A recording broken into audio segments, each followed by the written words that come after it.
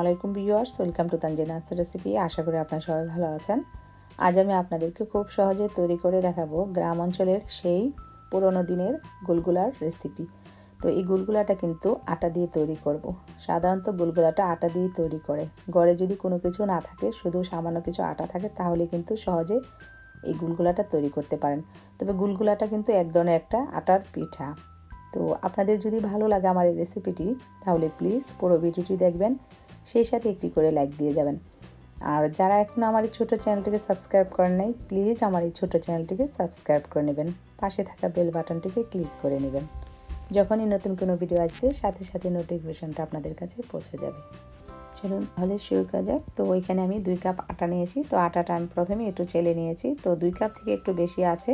তারপর স্বাদ মতো লবণ দিয়ে দিচ্ছি, আর দিয়ে দিচ্ছি বেকিং পাউডার 1/2 টিস্পুন, আর দিয়ে দিচ্ছি বেকিং সোডা 1/2 টিস্পুন। আমি এখানে বেকিং পাউডার এবং বেকিং সোডা দুটোই ইউজ করতেছি। আর আপনারা চাইলে এখানে ইস্টও ইউজ করতে পারেন, অনেকে ইস্ট ইউজ করে।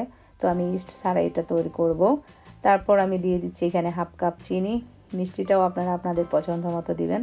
তারপর দিয়ে দিচ্ছি আমি মুড়ি, গোয়া মুড়ি যেটা। তো এই গোয়া মুড়িটাকে আমি দিয়ে দিচ্ছি 1 টিস্পুন দিয়ে তারপর হাত দিয়ে মিক্সড করে নিলাম। আর এখন আমি এখানে ঠান্ডা পানি দিয়ে এই ব্যাটারটাকে তৈরি করে নেব। আর ব্যাটারটা কিন্তু খুব বেশি পাতলা হবে না, একটু স্টিকি হবে। আর এটাকে কাপড় কাচার মতন এভাবে করে মানে 5 মিনিট সময় নিয়ে একটু কষলিয়ে ভালোভাবে মেখে নিতে হবে। তো আমার কিন্তু অলরেডি মাখানো হয়ে গিয়েছে। তো এখন আমি 5 মিনিটের জন্য রেখে দেব, তারপর সরাসরি চুলায় চলে যাব।